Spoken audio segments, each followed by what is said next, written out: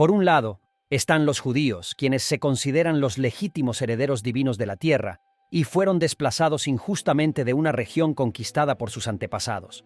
Por otro lado, tenemos a los palestinos, que a lo largo de los siglos llegaron a establecer su dominio sobre la región y ahora se sienten con derecho a la tierra. Así que cuando dos grupos fundamentalmente diferentes intentan habitar el mismo lugar, inevitablemente se desatan consecuencias desfavorables. A pesar de las profundas diferencias en sus creencias, el núcleo del conflicto trasciende la religión. La fuerza impulsora principal de este conflicto refleja el combustible que ha encendido disputas a lo largo de la historia de la humanidad: la tierra. El Estado de Israel se estableció en medio de la guerra, y israelíes y palestinos todavía conviven bajo la sombra del conflicto hoy en día. Sin embargo, las raíces de este caos se remontan a Europa a fines del siglo XIX, dentro del Imperio Austrohúngaro. En ese momento, el imperio estaba en estado de desorden, con unas 10 naciones buscando la independencia y movimientos nacionalistas fervientes ganando terreno. En medio de este fervor nacionalista surgió Theodor Herzl, una figura húngaro-judía, que se convirtió en el mensajero de la agitación en la Tierra Santa y el guardián de los intereses semitas. Herzl buscaba un cambio para el pueblo judío y solo veía una solución para el maltrato sistémico: el establecimiento de un Estado judío, pero no en cualquier lugar. Aquí introdujo un concepto nacionalista para guiar el viaje judío: el sionismo.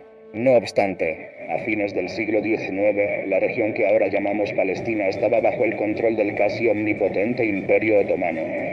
Este imperio era musulmán y los británicos eran hábiles en hacer promesas, así que prometieron lo mismo a ellos mismos, a los judíos y a los árabes, que podría salir mal. Sin embargo, los británicos cumplieron su promesa a los judíos a través de la Declaración de Balfour. Durante este periodo, la región estaba bajo mandato británico, y los británicos intentaron imponer orden en el caos al establecer reglas variadas para cada grupo, lo que desafortunadamente no ayudó a aliviar las tensiones.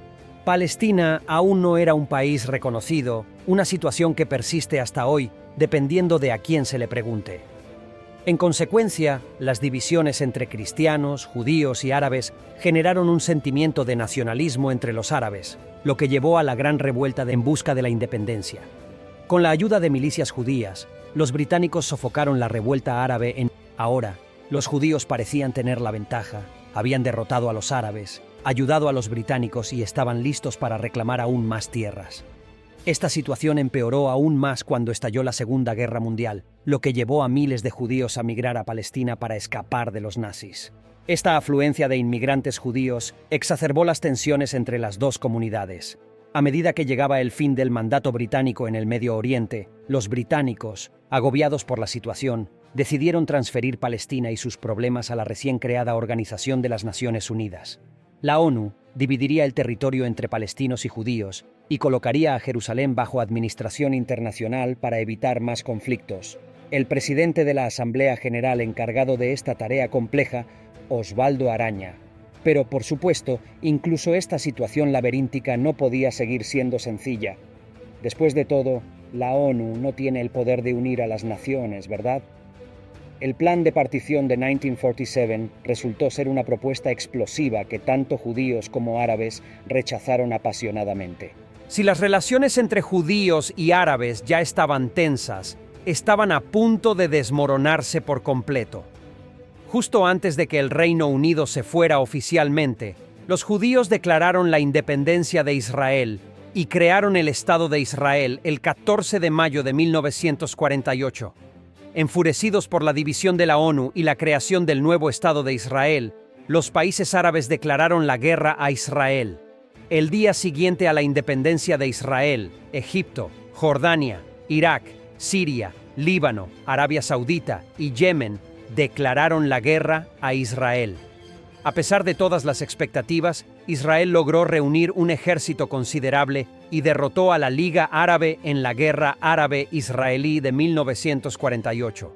La derrota fue tan abrumadora para la Liga Árabe que, después de este periodo de guerras, los propios palestinos lo llamaron la catástrofe. Firmaron un armisticio en 1949 y al final, Israel terminó ocupando más tierras de las que la resolución original de la ONU había permitido. 700.000 palestinos abandonaron sus hogares en busca de refugio en otras regiones de Palestina, dejando a los árabes lidiando con su derrota y avivando el deseo de venganza que duraría otros 20 años. Como dice el refrán, la venganza es un plato que se sirve frío, pero en el caso de los palestinos, se sirvió helado. Una vez más, en 1967, una coalición de naciones árabes invadió el territorio ocupado por Israel en Palestina, con la intención de derrotar a los israelíes de una vez por todas. Y una vez más, Israel se consideraría a sí mismo como luchando en solitario. Sin embargo, la maquinaria militar israelí no tenía frenos. La Guerra de los 6 días resultó ser una derrota humillante para los estados musulmanes y una victoria resonante para Israel, que ahora extendía su control sobre aún más territorio, desde los altos del Golán hasta la península del Sinai, pasando por Jerusalén. Todo estaba bajo el dominio de Israel. Israel tenía una máquina de guerra que nadie en el mundo árabe parecía capaz de detener.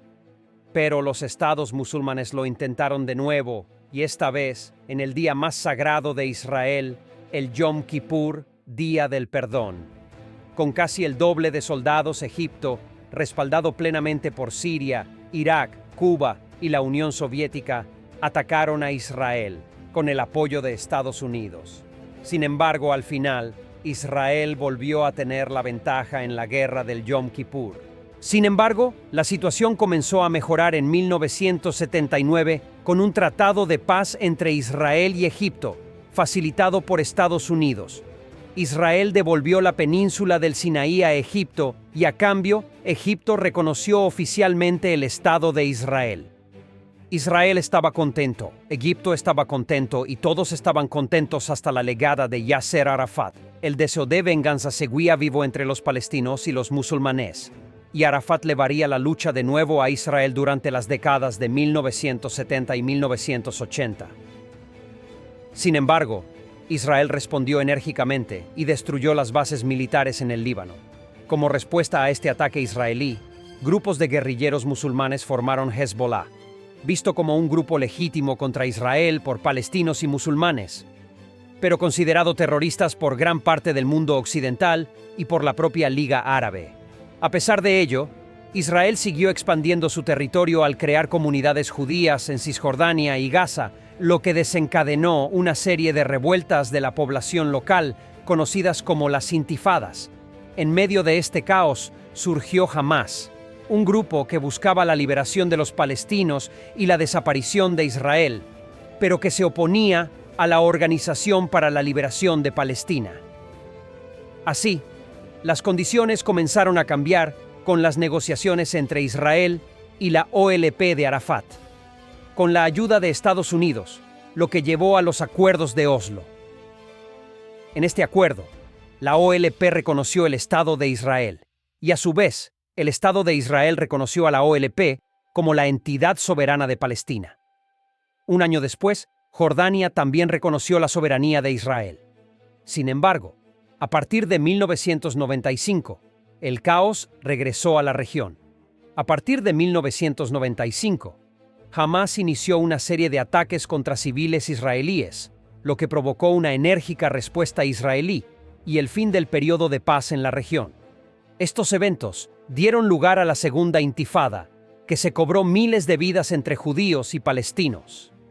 Para proteger a las comunidades judías de estos ataques de Hamás, el primer ministro comenzó a construir un muro en Cisjordania, donde se encontraban estas comunidades judías. Sin embargo, los palestinos acusaron a los israelíes de invadir su territorio al construir este muro.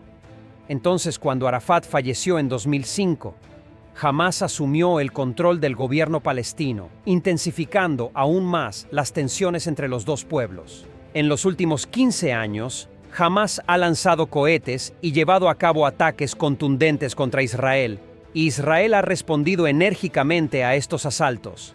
En medio de todo esto, son las personas inocentes las que más sufren y seguirán sufriendo. Mientras muchos se involucran en debates prolongados sobre quién tiene la culpa de este conflicto, quién lo inició, las personas sufren y las personas mueren. Las personas no están esperando a que alguien vaya allí y admita culpa por sus errores. Las personas están esperando a que alguien vaya allí y traiga la paz que ansían desesperadamente. Eso es precisamente lo que necesitan, y en última instancia, eso es lo que todos necesitamos y anhelamos, sin importar dónde nos encontremos. Y con esto, concluimos. Como siempre, muchas gracias por todo. Una vez más, muchas gracias por todo. Un abrazo grande.